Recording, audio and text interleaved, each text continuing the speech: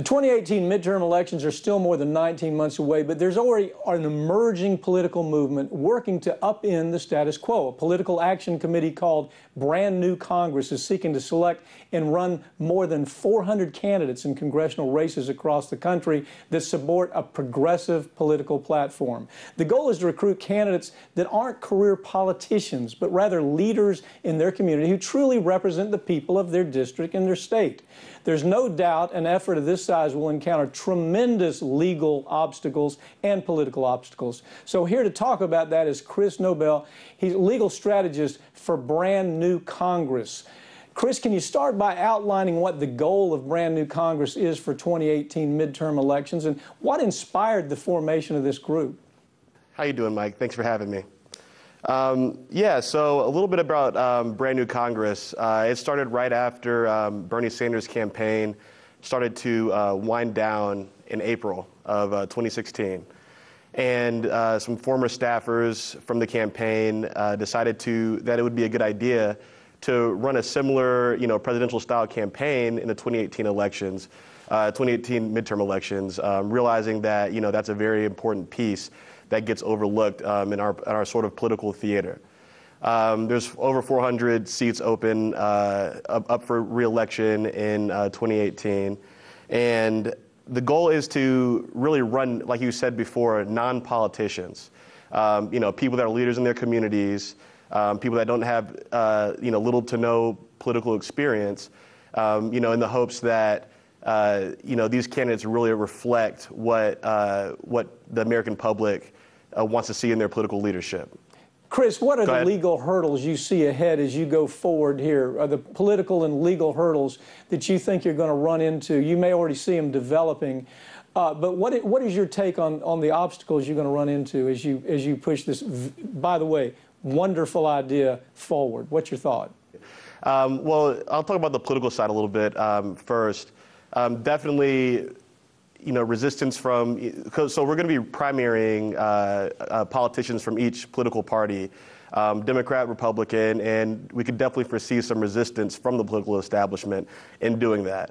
The strategy, really is to sort of infiltrate, the systems that are already there in hopes that, once our candidates win those primaries, the establishment will have no choice but to back those candidates. Legally, we formed a PAC. Brand New Congress is a PAC, a political action committee, and it's not a super PAC. So we just have the $5,000 contribution limit. We're doing that because of transparency.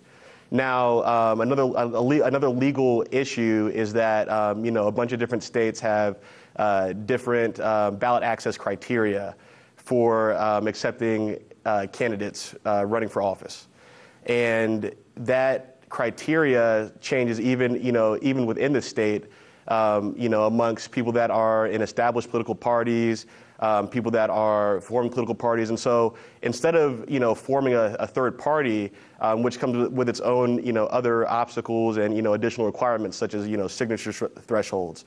I think one thing I think the legal fights, and of course this is a legal program, and I've been trying to analyze what you have ahead of you. It is going to be political war, but there's going to be political fights and legal fights that are going to take place where they try to keep your candidate off the ballot.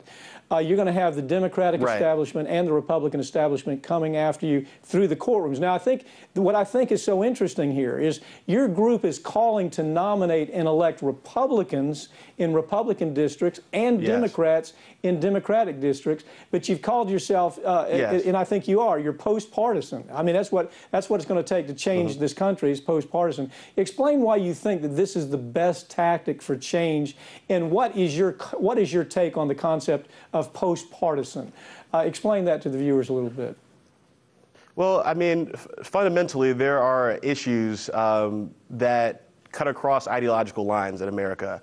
And this is not to say that, this organization is, supposed to be bipartisan or nonpartisan. I mean, we think, right now we have a bipartisan sort of alliance of the political establishment, that sort of keeps the status quo going.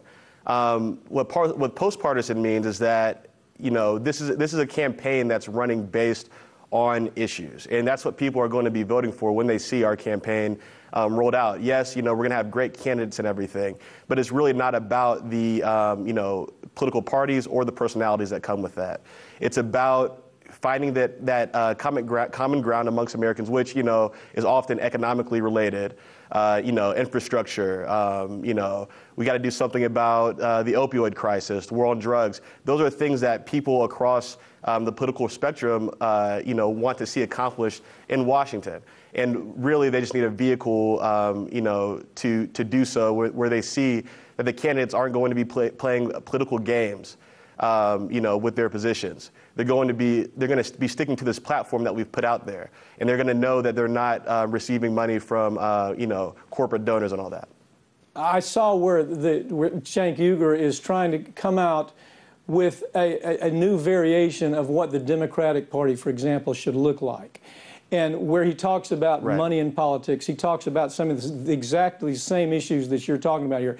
What I thought was so interesting was the way that the Washington, D.C. bubble came unglued. They went crazy. What I call the John Podesta folks that have an interest in projecting themselves into the future of politics forever, whether it's David Brock, whether it's John Podesta.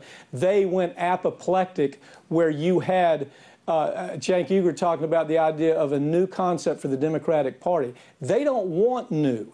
They want the old to continue just as it is. And my guess is, and my guess is that the way they're going to go at this is throwing huge money politically, but huge money from a legal attack that you're going to be confronted with. What are your thoughts on this? They are having a very difficult time with the idea of change, aren't they?